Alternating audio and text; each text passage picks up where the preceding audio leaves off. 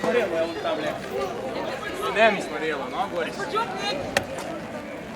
Без бочков.